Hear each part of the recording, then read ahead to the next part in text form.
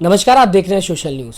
लगातार हम जैसा आपको दिखा रहे हैं, उत्तर प्रदेश में इस समय चुनाव जो है वो अहम मुद्दे पे आता चला जा रहा है, जहां लगातार आप देख रहे हैं कि बीजेपी एक तरफ तैयारी कर रही है कि 2022 में किसी तरीके से फिर एक बार गद्दी हासिल कर सके, तो दूसरी तरफ सपा भी लगातार रैलियाँ कर रही है और काफ़ी हद तक देखा जा रहा है कि सपा ने जो विकास किया था उन मुद्दों को भी याद दिला रही है एक बार कि जनता के सामने आए। अब जनता जो है वो लगातार यही कह रही है कि कहीं ना कहीं सपा ने जो काम किया था वो ज़्यादा बेहतर है। आज हमारे साथ सपा नेता मनीष यादव जी मौजूद हैं, उनसे जानेंगे कि 4.5 साल जो हुए हैं बीजेपी के, वो ये किस तरीके से देखते हैं और क्या इनकी नज़र में विकास हुआ। मैं सबसे पहले आपसे ये जानना चाहूँगा, 4.5 साल हो गए बीजेपी को, बीजेपी कह रही है हमने विकास किया, उत्तर प्रदेश को बहुत आगे बढ़ा दिया, लगता है आपको? ये वो सरकार है, पहली बार उत्तर प्रदेश के इतिहास में और देश के इतिहास में ऐसी सरकार आई है जिसने दूसरों के कामों का फीता काटा है। इसने शिलान्यास का शिलान्यास किया, उद्घाटन के उद्घाटन किए हैं। और तो और उत्तर प्रदेश के ऐसे मुख्यमंत्री हैं जिन्होंने प्रधानमंत्री जी से भी उद्घाटन के बाद उद्घाटन करा दिया। 4.5 साल भारतीय जनता पार्टी की योगी सरकार ने कोई भी काम नहीं किया, कोई भी नया काम, कोई भी विकास का कोई काम, कोई भी रोजगार देने का काम, कोई भी काम ऐसा ये नहीं कर पाई जो इस सरकार की उपलब्धि हो। और बात करें इनके मैनिफेस्टो की, तो इनके मैनिफेस्टो में जो भी इन्होंने वादे किए थे, एक भी वादा पूरा नहीं किया। इन लोगों ने सिर्फ लोगों को बरगलाने का काम किया है, लोगों को बहलाने का काम किया है और लोगों को बांटने का काम किया है। 4.5 साल की सरकार में उत्तर प्रदेश की सरकार ने कोई भी ऐसा काम नहीं किया जिससे जनता कहे कि उनके विकास के लिए, उनके प्रदेश की खुशहाली के लिए, उनकी तरक्की के लिए, उनके रोजगार के लिए कोई भी काम इन्होंने नहीं किया है। योगी जी तो ये कहते हैं कि जो हाईवे थे वो पूरी तरीके से कंप्लीट नहीं हो पाए, हमारी सरकार ने आके उसको कंप्लीट कराया, बेहतर कराया, वो कहीं ना कहीं जर्जर हालत में थे। लोग जानते हैं, और जहाँ तक मैं समझता हूँ मीडिया के लोग भी जानते होंगे, हमारे साथी भी जानते होंगे कि ये एक्सप्रेसवे, अगर आगरा एक्सप्रेसवे की आप बात करें तो ये वही है जब हमारी सरकार थी, उसका उद्घाटन माननीय श्री अखिलेश यादव जी ने किया था मुख्यमंत्री रहते हुए। तब उस पर देश के बड़े फाइटर लड़ाकू विमान उतरे थे। कैसे नहीं कंप्लीट हुआ था? ये मेट्रो भी चलाने का काम उत्तर प्रदेश की समाजवादी पार्टी की सरकार ने की थी। अगर रिवर फ्रंट की बात करें, कैंसर इंस्टीट्यूट की बात करें, अस्पतालों की बात करें, कॉलेजेस की बात करें, MBBS सीटें बढ़ाने की बात करें, बेरोजगारी भत्ते की बात करें, महिला पेंशन की बात करें, विधवा पेंशन की बात करें और भर्तियों की भी बात करें, तो ये सब के सब काम समाजवादी पार्टी की सरकार के कार्यकाल में हुए, माननीय अखिलेश यादव जी की नीतियों सिद्धांतों के तहत हुए। ये भारतीय जनता पार्टी के लोग, मैंने पहले भी कहा, ये सिर्फ लोगों को बहकाने और बहलाने का काम करते हैं और बहका करके लोगों को बांटने का काम करते हैं, जिससे कि उत्तर प्रदेश में ये फिर से आना चाहते हैं। लेकिन इस बार जनता इनको जवाब देने के लिए तैयार बैठी है। आपने अभी रिवर फ्रंट की बात की, उस पर तो कहीं ना कहीं बीजेपी सरकार ने, आप भी जानते हैं कि CBI जांच बैठाल रखी है। देखिए, आप भी जानते हैं कि CBI किसके इशारे पे काम कर रही है। क्या आप नहीं जानते हैं कि भारत समाचार चैनल जो लगातार इनकी नाकामयाबी दिखा रहा था, उसके पे ED और CBI जैसे शिकंजे में कस करके दबाव डालने का काम किया। सच सुनना नहीं चाहते हैं। ये एक ऐसी सरकार है जो अपनी कमियों को छुपाना चाहती है, और अगर कोई उनकी कमियों के खिलाफ आवाज उठाता है या अपने अधिकारों की भी बात करता है तो ये लोग उसको ED और CBI के नाम पे दबाने का काम करते हैं। इन्होंने CBI का इस्तेमाल ऐसे किया है जिस तरीके से लोगों को डराने के लिए करते हैं, इस तरीके से CBI का काम इस्तेमाल कर रहे हैं। तो योगी जी की अगर बात की जाए, योगी जी ने अभी कहा था हाल ही में, सबसे पहले भी ये बात कही गई थी कि सपा की सरकार में गुंडा राज बहुत था, हम आए तो कानून व्यवस्था टाइट हो गई, अब यहाँ पे गुंडों का कोई राज नहीं है। जहाँ तक गुंडे राज का सवाल है, तो अभी आपने ब्लॉक प्रमुख और पंचायत अध्यक्ष के चुनाव देखे होंगे। किस तरीके से पीलीभीत में एक महिला की साड़ी खींची गई, किस तरीके से जो दूसरे दलों के लोग थे वो नामांकन नहीं कर पाए। क्या पुलिस ने उन लोगों को घरों में कैद कर लिया, या नामांकन करने से पहले उनको उठा करके हवालात में डाल दिया, या पुलिस और अधिकारी, प्रशासन के बड़े अधिकारी, एक DM का ऑडियो वायरल हुआ जिसमें वो कहते हुए सुनाई दिए कि सपा प्रत्याशी को, इसको तो मैं सबक सिखा दूंगा, उसको नामांकन नहीं करने दूंगा। आप बात करते हैं गुंडाराज, ये वही सरकार है जिसने फर्जी इनकाउंटर सबसे ज्यादा की है। कम से कम सच्चाई सामने आ जाती है। विकास दुबे के मामले में मैं कहना चाहता हूं, अगर खुलता कि कौन कौन से अधिकारी शामिल हुए। इस सरकार ने लोगों के फर्जी इनकाउंटर किए हैं, लोगों को पुलिस के नाम पे डराने का काम किया है, लोगों को बांटने का काम किया है, और ये सरकार कानून व्यवस्था के नाम पर एकदम फेल है। क्योंकि जितने लूट, बलात्कार, हत्याओं की घटनाएं उत्तर प्रदेश में लगातार बढ़ रही, इतनी कभी नहीं हुई। इन्होंने योगी नाम के आगे लगाते हैं। मैं समझता हूँ योगी का ये काम नहीं होता है। योगी समाज को आगे बढ़ाने का काम करता है, सभी जाति धर्म विशेष के लोगों को आगे लेकर साथ चलने का काम करते हैं।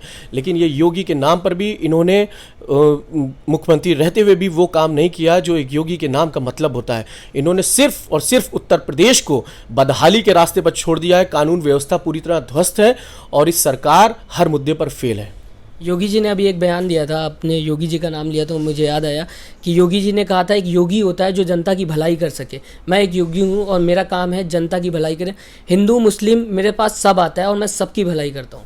क्या कहना चाहेंगे आप? देखिए, बात ये कहना आसान है, लेकिन उत्तर प्रदेश की जनता जानती है कि कैसी इनकी कार्यशैली है।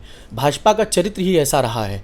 आज इन लोगों ने सिर्फ जाति विशेष के लोगों को ध्यान में रखकर लोगों को प्रताड़ित करने का काम किया है। ये जिनके पीछे ये इस केंद्र की सरकार, उत्तर प्रदेश की सरकार सिर्फ इस मानसिकता से उनके पीछे पड़ जाती है कि ये उनके दल के नहीं है, उनके सामने लड़ने वाले लोग हैं।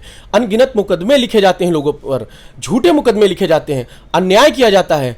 क्या आजम साहब के खिलाफ फर्जी मुकदमे नहीं कायम हुए? या जो भी इनके खिलाफ आवाज़ उठाता है उसको दबाने का काम नहीं करते हैं? और जब कोई इनकी हाँ में हाँ मिला लेता है तो वो गंगा जल का धुला हुआ पवित्र हो जाता है। ये योगी सरकार, भारतीय जनता पार्टी की उत्तर प्रदेश सरकार पूरी तरीके से फेल है और जनता इनको सबक सिखाने के लिए तैयार बैठी है। अगर बात करें योगी जी की, योगी जी इस बार फिर 2022 में पूरी तरीके से लड़ने की तैयारी में है। ऐसे में AIMIM भी आ रही है मैदान में, 100 सीटों से आ रही है। बहुत बड़ा चैलेंज होगा सपा के लिए। देखिए, आपने जो बात की, किसी एक दल की बात की जो हैदराबाद से ताल्लुक़ रखते हैं, तो भारतीय जनता पार्टी के सांसद साक्षी महाराज का बयान आप सुन लीजिए। उन्होंने क्या कहा था? उन्होंने कहा था कि मैं उनका धन्यवाद देना चाहता हूँ क्योंकि उन्होंने उत्तर प्रदेश में उनके रास्ते में आने से उनका रास्ता आसान हो जाएगा उनके आने से। ये भारतीय जनता पार्टी की बी टीम है जो उनके लिए काम करती है, जो यहाँ पर संप्रदाय को भड़काने का काम करती है, दंगा भड़काने का काम करने के लिए वो आने वाले हैं। लेकिन ये जान ले उत्तर प्रदेश का, चाहे हिंदू हो, चाहे मुसलमान हो, चाहे सिख हो, ईसाई हो। और बात करते हैं हिंदुत्व की, तो हिंदू एक संस्कृति, एक ऐसी सभ्यता है जो सबको साथ में लेकर के चलना चाहती है, सबको साथ लेकर के सबके विकास की बात करती है, जिसके अंदर दया भाव हो, जो लोगों के दर्द को समझने वाली हो। हमारे राष्ट्रीय अध्यक्ष जी ने भी कहा कि हमसे बड़े हिंदू नहीं है वो, क्योंकि वो तो कहते हैं हम सबसे बड़े हिंदू हैं। वो तो टैग लेके चलते हैं बीजेपी वाले। भारतीय जनता पार्टी केवल, मैंने आपसे भी पहले कहा, ये जाति और धर्म के नाम पर लोगों को बांटने का काम करेंगे। जब 4.5 साल की सरकार में इन्होंने कोई काम नहीं किया, किसी को रोजगार नहीं दिया, तो उनके पास कोई मुद्दा बचा नहीं है। आज वो फिर हिंदू और मुसलमान के नाम पर लोगों को बांटने का काम करने जा रहे हैं। लेकिन अब जनता समझ चुकी है, क्योंकि हिंदुत्व का जो भावना होती है वो इनके अंदर नहीं है। हिंदू सभी, मैंने कहा ना, सभी जाति संप्रदाय, देश, समाज, प्रदेश को साथ लेकर के चलने काम करते हैं। वो सब, उनमें कोई भेदभाव नहीं समझते दूसरों में। इसलिए इन्होंने जो भेदभाव की खाई पैदा की है, ये वे लोग हैं जो अपनी जाति और अपने पहनावे के नाम पे लोगों को अब बांटने का काम कर रहे हैं। 2022 में अगर सपा जीतती है तो क्या क्या मुद्दे हैं जो आप जनता के सामने रखेंगे और क्या अभी किन मुद्दों पे आप लड़ना चाहेंगे? देखिए, पहले भी हमारा विजन क्लियर था और अभी भी है, स्पष्ट है। हम विकास की बात करते हैं, हम खुशहाली की बात करते हैं, हम तरक्की की बात कर सकते हैं। हम चाहते हैं सबको रोटी कपड़ा मकान मिले, स्वास्थ्य सेवाएं बेहतर हों, शिक्षा का माहौल अच्छा हो, लोगों को रोजगार मिले, लोगों को 2 वक्त की रोटी मिले सुकून से। समाजवादी पार्टी की नीति और सिद्धांत यही है कि सबको संपन्नता, सबकी समानता हो। हर चेहरे पे मुस्कान देखना चाहते हैं माननीय नेताजी, और हमारे राष्ट्रीय अध्यक्ष जी आदरणीय लोहिया जी और आदरणीय नेताजी के विचारों को लेकर ही चल रहे हैं। वे सबकी समानता, सबकी संपन्नता की बात करते हैं। उत्तर प्रदेश जब खुशहाली के रास्ते पर चलेगा तभी उत्तर प्रदेश तरक्की कर सकेगा, और दिल्ली का रास्ता भी उत्तर प्रदेश से ही होके जाता है। इसलिए उत्तर प्रदेश की खुशहाली प्राथमिकता है हमारी। मैं आखिरी क्वेश्चन पूछना चाहूँगा आपसे। अभी किसान आंदोलन, जैसा कि हम सब जानते हैं, चल रहा है लगातार। राकेश टिकैत जी ने भी बोल दिया है कि लखनऊ को अब दिल्ली बनाएंगे। देखिए, अगर आप टिकैत जी की बात कर रहे हैं तो सबसे पहले मैं स्पष्ट कर दूं, अभी कुछ दिन पहले एक बड़े चैनल के प्लेटफॉर्म पे उन्होंने कहा कि उनकी लड़ाई भारतीय जनता पार्टी से नहीं है। उन्होंने कहा एक स्लोगन चल रहा है और ये पूंजीपतियों की पार्टी हो गई है। जहाँ भी कहते हैं कि मोदी सरकार, योगी सरकार चल रही है, ये बीजेपी की सरकार नहीं चल रही, उन्होंने कहा, जैसा कि उनका वक्तव्य है। और जहाँ तक सवाल है कि किसानों की बात, तो समाजवादी पार्टी तो किसानों के हित में शुरू से फैसले करती आई है और किसानों की लड़ाई लड़ने का काम करती है। समाजवादी पार्टी के संरक्षक हमारे आदरणीय नेताजी किसान परिवार से आए हैं, उन्होंने हमेशा किसानों का दुख दर्द समझा है और जब इस सरकार में रहे तो सबसे पहले अगर कोई फैसला उन्होंने लिया है तो किसानों के लिए और नौजवानों के लिए लिया है। इसलिए समाजवादी पार्टी हमेशा किसानों की लड़ाई लड़ती आई है। किसानों की खुशहाली और तरक्की के लिए जो भी बड़े से बड़ा फैसला लेना पड़ेगा समाजवादी पार्टी लेगी और हमेशा वो किसानों के साथ खड़ी है। और जहां तक टिकैत जी का सवाल है, ये उनका अपना निर्णय है, लेकिन समाजवादी पार्टी हमेशा किसानों के साथ है। और इस लड़ाई में चूंकि ये काला कानून आया है, इस लड़ाई में भी टिकैत जी के साथ और किसानों के साथ समाजवादी पार्टी लगातार है, लड़ती रहेगी और हमेशा लड़ने का काम करेगी। बहुत बहुत शुक्रिया हमसे बात करने के लिए।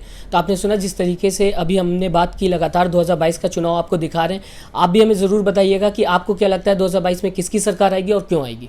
नमस्कार। चैनल को लाइक, शेयर एंड सब्सक्राइब करें और बेल आइकन दबाना ना भूलें।